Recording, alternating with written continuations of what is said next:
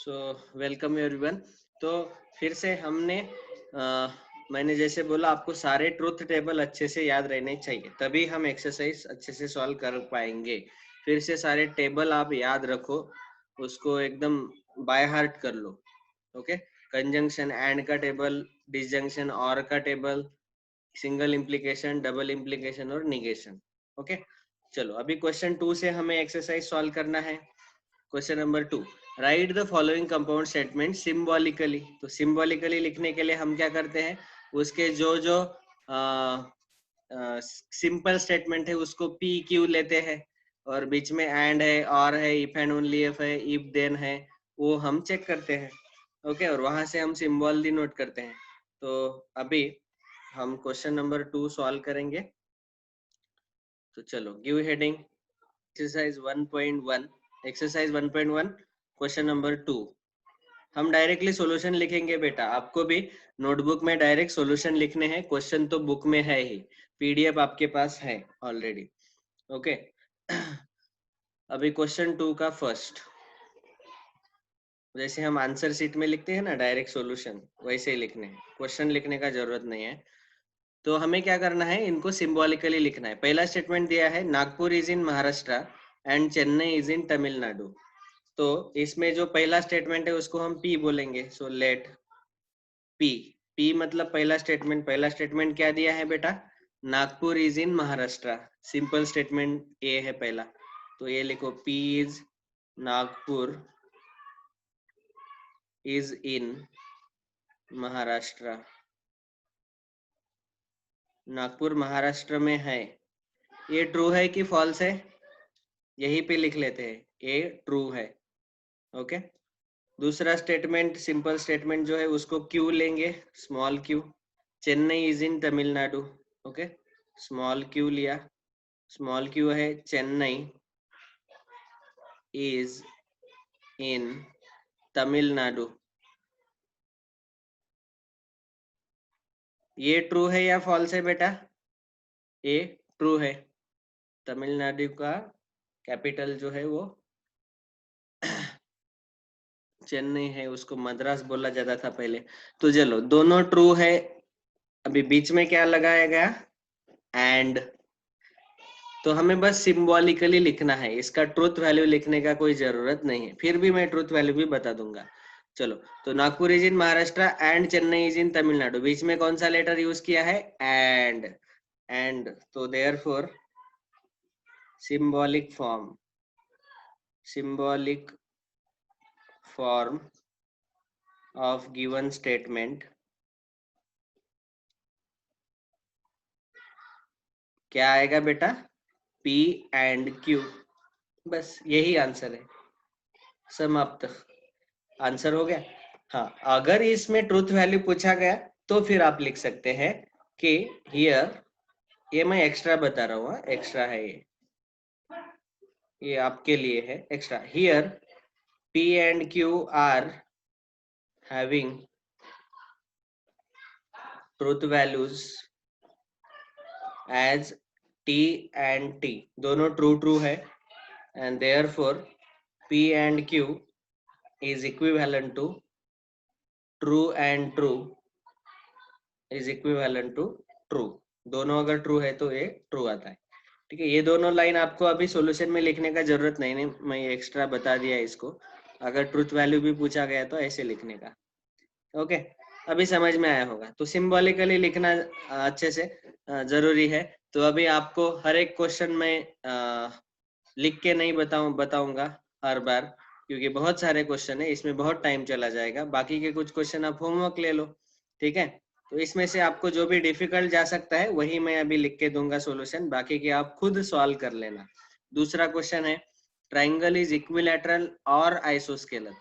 तो अभी देखो, ट्राइंगल इज इक्विलैटरल और आइसोस्केलस ऐसा है, तो एक स्टेटमेंट आएगा ट्राइंगल इज इक्विलैटरल, दूसरा स्टेटमेंट आएगा ट्राइंगल इज आइसोस्केलस। आया समझ में? तो P स्टेटमेंट आएगा ट्राइंगल इज इक्विलैटरल, और Q स्टेटमेंट आएगा ट्राइंगल इज आइसोस्केलस। बीच में आएगा और, तो यहाँ आएगा P और Q। आपको पता ही है और कैसे लिखते हैं हम, और मतलब ये V, P और Q। ठीक है, next the angle is right angle if and only if it is of measure 90 degree. तो पी स्टेटमेंट आएगा the angle is right angle, Q statement आएगा it is of measure 90 degree, और बीच में if and only if है तो double arrow आएगा, P double arrow double implication 90 degree. Okay, तो इसको सिंबॉलिकली यहाँ पे ही लिख देता हूँ मैं ताकि आपको समझ में आ जाएगा। देखो इसका सिंबॉलिकली आएगा पी और क्यू, इसका सिंबॉलिक आएगा P double implication Q. Okay, P क्या है क्यू क्या है वो आपको समझ में आया। Angle is neither acute nor obtuse, हाँ इसको लिखेंगे हम बेटा, इसको लिखना जरूरी है। तो ये पहले हटा देते हैं जो। ओके नेक्स्ट, तो ये किस कौन से नंबर का है, फोर्थ। देखो, तो यहाँ पे स्टेटमेंट दिया है कि angle is neither acute nor obtuse, neither acute nor obtuse ऐसे बोला है। तो देखो पहले सबसे पहले तो नाइदर नॉर के केस में हम कैसे करते हैं। तो सबसे पहले पहला स्टेटमेंट हम अज्यूम करेंगे, लेट से एंगल इज एक्यूट। दूसरा स्टेटमेंट क्यों लेते हैं, एंगल इज ऑब्टूस। समझा क्या, यस और no? Okay, so angle is acute, angle is obtuse, ये हमारे पी और क्यू स्टेटमेंट हो गए। हमारा कंपाउंड स्टेटमेंट है angle is neither acute nor obtuse, neither nor. तो इसका मतलब क्या होगा, एंगल एक्यूट भी नहीं है एंड एंगल ऑब्टूस भी नहीं है। तो मैंने क्या बोला, देखो एंगल एक्यूट भी नहीं है और एंड एंगल ऑब्टूस भी नहीं है, दोनों नहीं है, तो बीच में क्या आया, and. Okay, so therefore we can say, therefore symbolic form of given statement, given compound statement is negation p। क्यों negation p, क्योंकि यहाँ बोला गया angle is neither acute, neither acute के लिए निगेशन p लेना पड़ेगा, और नॉर ऑब्टूस के लिए भी निगेशन q लेना पड़ेगा। हमने एंगल इज ऑब्टूस ऐसे लिखा q और उसका निगेशन नॉर आएगा, और बीच में आएगा एंड। ओके, और नहीं आएगा, याद रखना है ये। तो ये नाइदर नॉर के लिए आपको याद रखना है। Okay, not P and not Q. Okay, ये भूलना मत, इसको एकदम बाय हार्ट कर लो, इसीलिए ये क्वेश्चन हमने डिस्कस किया। चलो अगला पांचवा, if triangle ABC is right angle at B then measure of angle A plus measure of angle C is equal to 90 degree. तो क्या करना है, पहला स्टेटमेंट पी आएगा, triangle ABC is right angle at B. दूसरा statement Q आएगा, small Q is measure of angle A plus या measure of angle C equal to 90 degree, और विच इफ देन है तो यहाँ क्या आएगा answer, P single implication Q. तो यहाँ आंसर आएगा P single implication Q. Hima Das wins gold medal if and only if she runs fast. पहला जो स्टेटमेंट है Hima Das wins gold medal, इसको पी बोलो। दूसरा स्टेटमेंट है she runs fast, and if and only if है बीच में, तो यहाँ डबल एरो आएगा, डबल इम्प्लीकेशन आएगा। ओके हो गया। x is not irrational number but x is a square of an integer। तो देखो पहला स्टेटमेंट आप लिखेंगे x is irrational number और उसको नॉट लेना है बाद में। तो पहला स्टेटमेंट p क्या लिखेंगे, तो इसको हम सॉल्व करेंगे, सेवंथ को सॉल्व करेंगे। ऑल राइट, चलो तो सेवंथ वाला सॉल्व ही कर लेते हैं। लिखो नीचे नंबर 7। मैं सब कुछ सॉल्व नहीं करके दे रहा हूँ बेटा, आपको खुद सॉल्व करने हैं, बाकी के होमवर्क है। ओके जो डिफिकल्ट है वही मैं बता रहा हूँ। सो लेट पहला स्टेटमेंट जो है पी, वो क्या आएगा, हिमा दास, सॉरी 7 चल रहा है, x is not irrational number. तो हम लिखेंगे पहला statement P, x is an irrational number, irrational number है ऐसा लिखेंगे। ओके, ये आएगा स्टेटमेंट पी। स्टेटमेंट क्यू आएगा is a square of an integer, so हम लिखेंगे x is a square of an integer. Okay, अभी therefore the symbolic form of given statement क्या आएगा सिंबॉलिक फॉर्म. तो सबसे पहले आप देखो, यहाँ बोला गया कि x is not irrational number, लेकिन हमने p स्टेटमेंट लिया कि x is an irrational number, तो ये आएगा निगेशन p. ओके, बाद में बीच में है बट का मतलब है एंड, मैंने बोला था आपको याद है. So and x is a square of an integer, तो ये p स्टेटमेंट जो है is a square of integer as it है, यहाँ पे नॉट नहीं है कहीं पे भी, तो यहाँ q एज इट इज आएगा. So not p and q is the answer. समझा अभी. तो ये हुआ हमारा सेकंड क्वेश्चन. चलो let's move to the next question number 3. Write the truth values of the following. तो यहाँ ट्रूथ वैल्यू भी लिखना है, तो वो भी कर लेते हैं. चलो सो देखो, पहला क्वेश्चन हम सॉल्व ही कर लेंगे ताकि आपको समझ में आ जाए. पहला है 4 इज ऑड और 1 इज प्राइम. तो क्वेश्चन नंबर 3 इसका फर्स्ट. ओके, पहला. सो लेट पहला स्टेटमेंट जो है उसको P बोलेंगे. दैट P स्टेटमेंट आएगा 4 इज ऑड, और Q स्टेटमेंट क्या आएगा 1 इज प्राइम. समझ में आ रहा है सबको. सो 4 इज ऑड 1 इज प्राइम. इसका सिंबॉलिक फॉर्म क्या आएगा बेटा. Symbolic form will be P और Q. इतना तो हो गया. मतलब ट्रूथ वैल्यू निकालते वक्त सिंबॉलिक फॉर्म जैसे पिछले क्वेश्चन में हमने लिखा वो लिख के रखो. अभी इसके बाद हमें ट्रूथ वैल्यू निकालना है. अभी हम बोलेंगे truth values of P and Q are. P का ट्रूथ वैल्यू क्या है बेटा 4 इज ऑड, ये तो फॉल्स है, 4 इवन है. 1 इज प्राइम, हमें पता है 1 is neither prime nor composite, याद है ना. तो ये भी फॉल्स है. तो दोनों के जो ट्रूथ वैल्यू है फॉल्स फॉल्स है. सो एफ एफ आया समझ में. दोनों एफ एफ है. अभी यहाँ हमारा सिंबॉलिक फॉर्म है, देयरफॉर फाइनल स्टेप ऐसा लिखना P और Q is equivalent to F और एफ. तो आपको पता ही है और के केस में, डिसजंक्शन के केस में दोनों फॉल्स है तो आंसर फॉल्स आता है. Okay, this is the answer. So therefore लिखो finally, therefore truth value of given statement